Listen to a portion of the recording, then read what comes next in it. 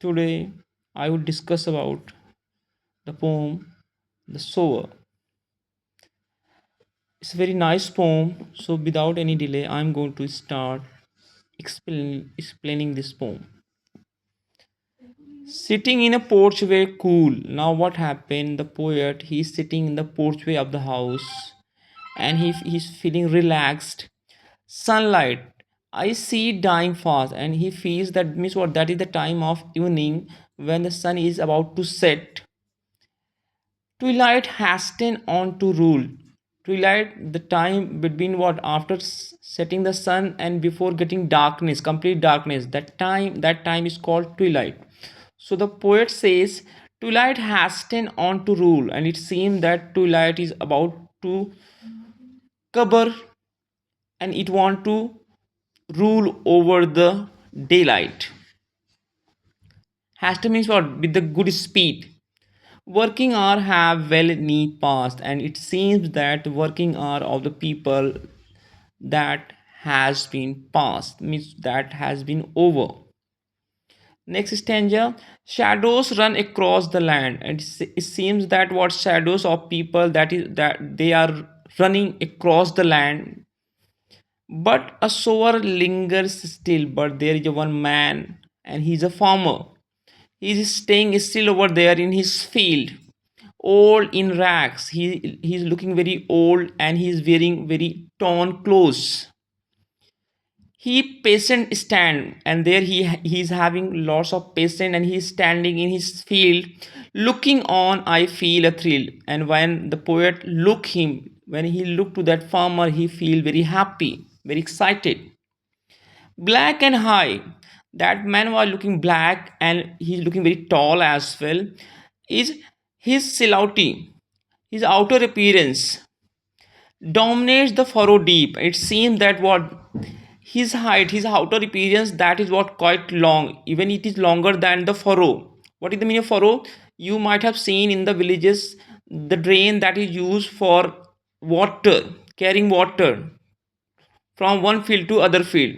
So the poet says that his height looks even more than this furrow.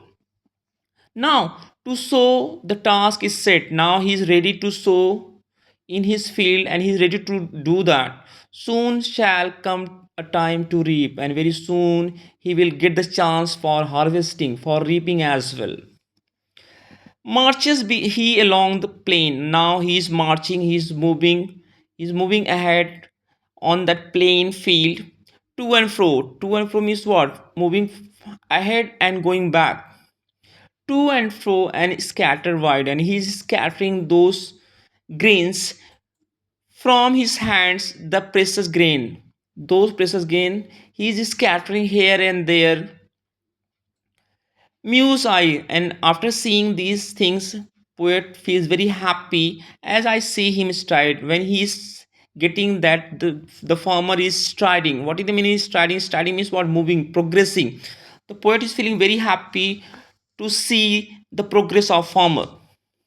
Last stanza, darkness deepens. Now what happened? The darkness that was getting more darker fade the light and they are covering. So the light that is getting fade means the darkness that is covering.